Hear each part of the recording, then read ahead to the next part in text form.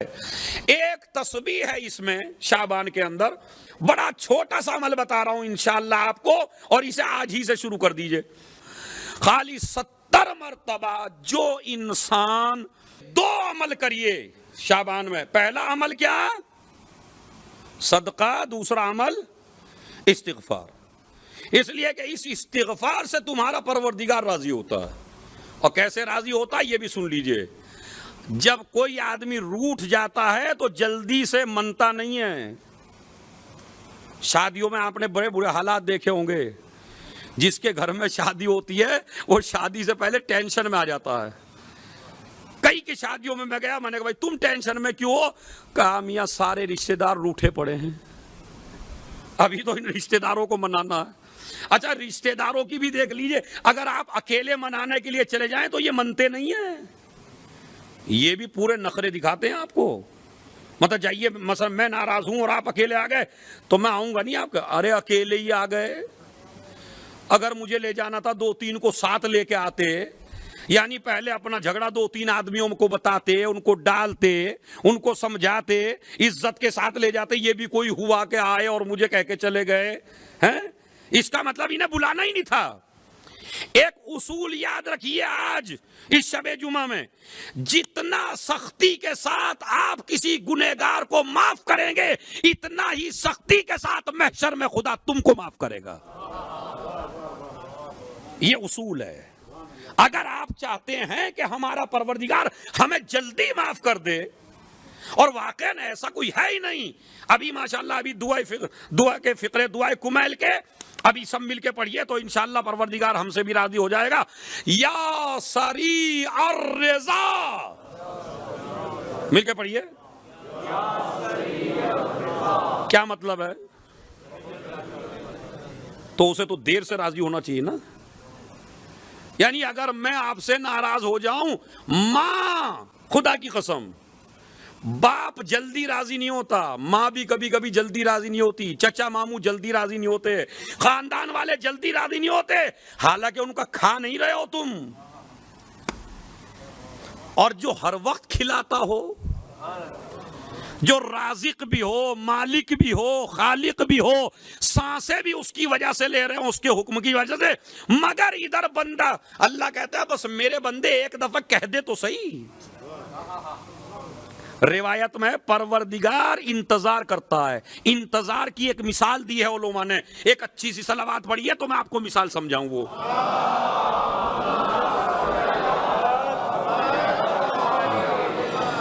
جب ایک گناہگار بندہ اپنے پروردگار سے استغفار کرتا ہے تو اللہ کو کتنی خوشی ہوتی ہے۔ معصوم فرماتے ہیں اگر کسی عورت کے ایک ہی بیٹا ہو اور وہ ایک بیٹا اس کو خبر دی جائے تیرا بیٹا مر گیا، اور وہ دن رات رو رہی ہو، اور اس کے بعد اچانک کچھ دن کے بعد دیکھا کہ وہ بیٹا سامنے ہی نظر آ جائے، اماں میں مرا نہیں ہوں، میں تو زندہ ہوں، اس ماں کی کیفیت بتائیے آپ کیا ہوگی؟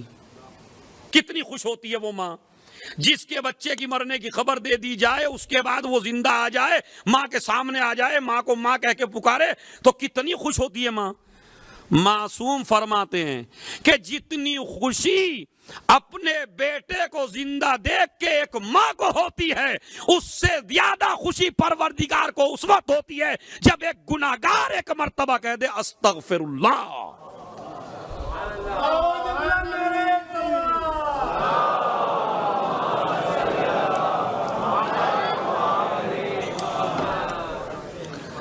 خوش ہوتا ہے پروردگار بے حد خوش ہوتا ہے۔ کب؟ جب بندہ گناہوں سے معافی مانگ لے۔ بلکہ روایت میں تو میں نے یہاں تک پڑھا، آج سنیے، یہ شعبان المعظم کی وجہ سے روایت کا آپ کو ترجمہ کر کے سناتا ہوں، چونکہ عربی میں زیادہ وقت لگ جائے گا۔ سنیے کیا روایت میں ہے۔ بعض روایات میں ہے کہ جب کوئی انسان گناہ کر لیتا ہے تو فرشتے کہتے ہیں پروردگار لکھ دیں، کہ ابھی نہ لکھو۔ ہیں پروردگار اس نے گناہ کیا ہے، کہا ابھی نہ لکھو۔ کہا کیوں؟ کہا انتظار میں ہوں کہ ہو سکتا ہے معافی مانگ لے۔ ہے ایسا معبود کوئی؟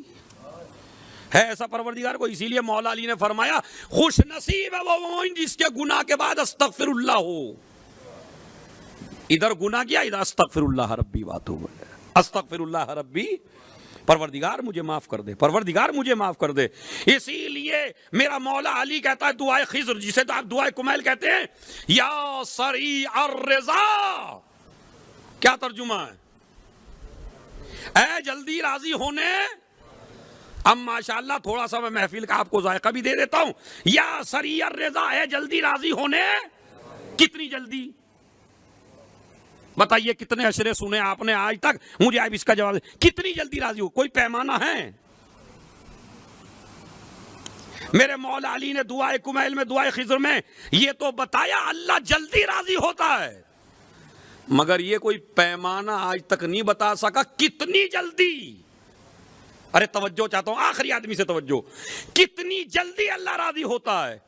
دعائے کمیل میں یہ پتا چلے گا اللہ جلدی راضی ہوتا ہے، لیکن اگر کربلا نہ ہوتی تو پتا نہ چلتا کہ کتنی جلدی راضی ہوتا ہے. یہ تو اس وقت پتا چلا کہ جیسے ہی حر قدموں میں گرا اور حسین نے اٹھایا، اب جا کے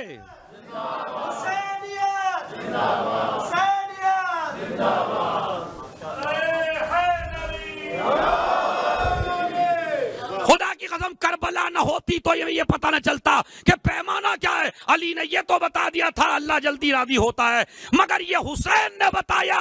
جیسے ہی حر قدموں میں گرا، میرا مولا کہتا ہے میں نے بھی معاف کیا، میرے خدا نے بھی معاف کیا. ارے جس کا بندہ اتنی جلدی معاف کر دے،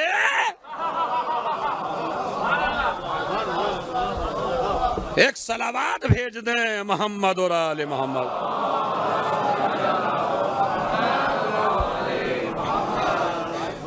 جس کا بندہ اتنی جلدی معاف کر دے، اس کا خدا کتنی جلدی معاف کرے گا.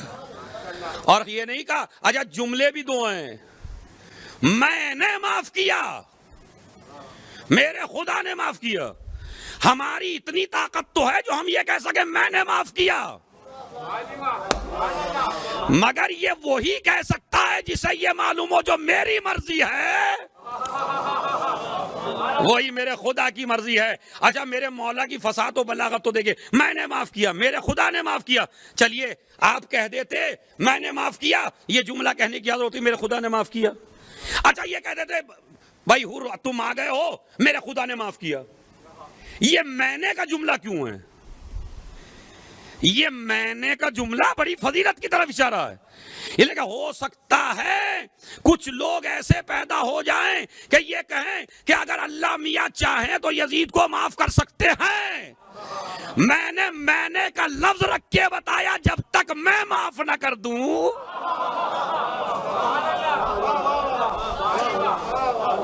میرا خدا بھی معاف کرنے والا نہیں ہے. اللہ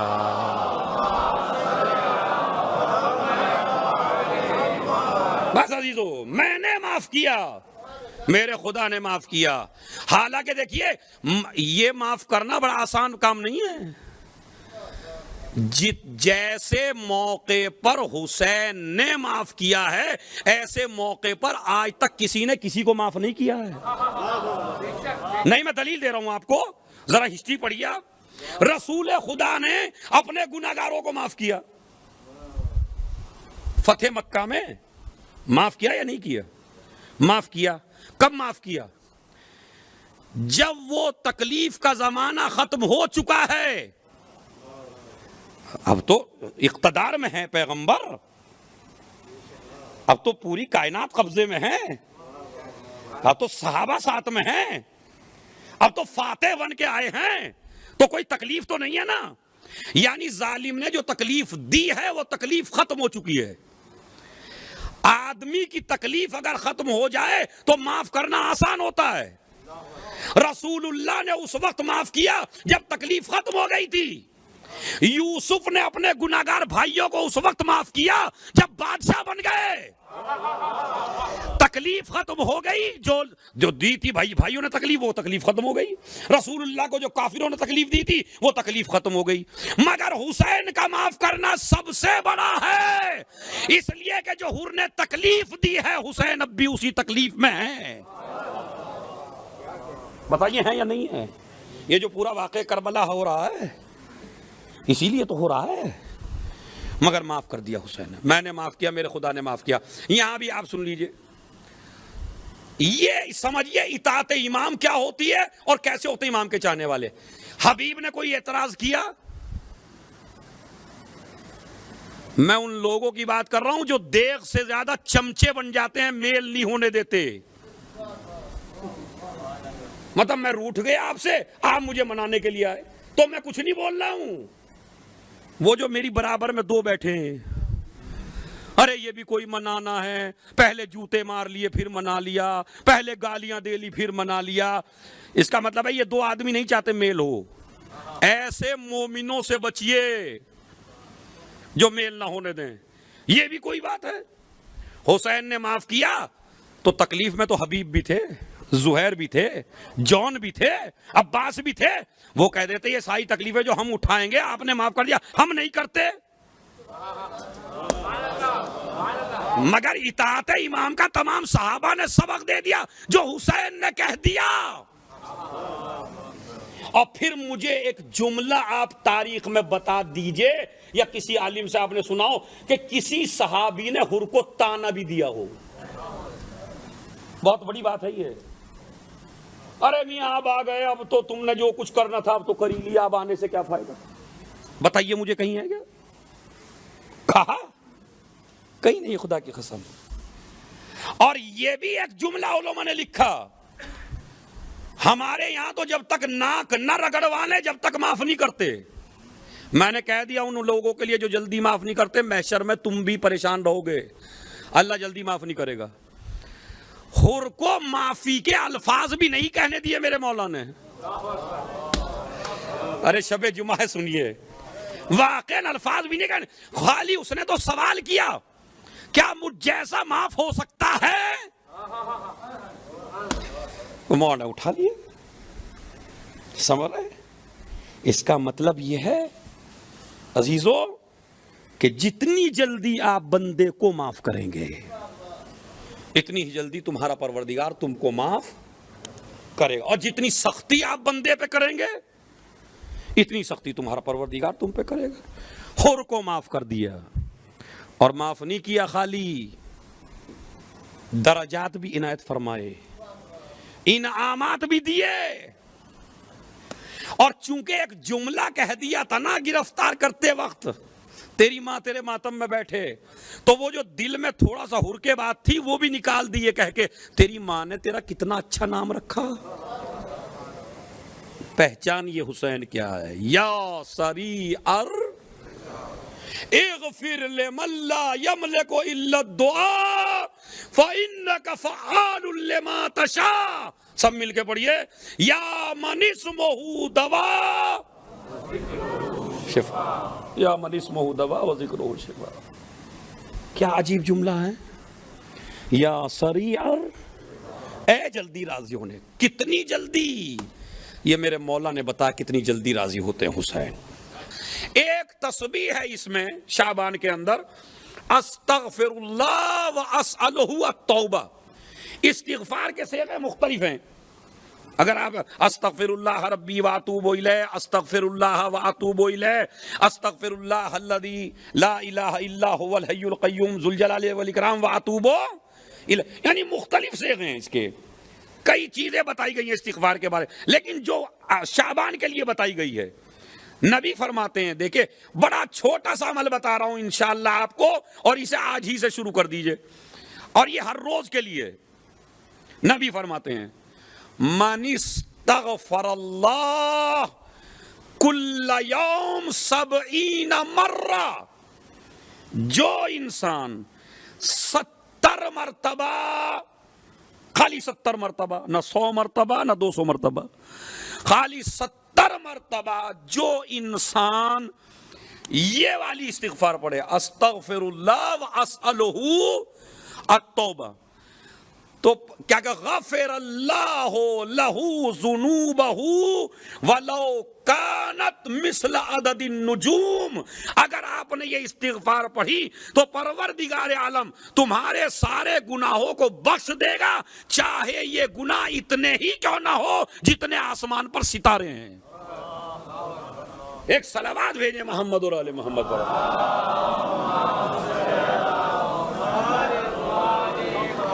اب آپ دیکھ رہے ہیں.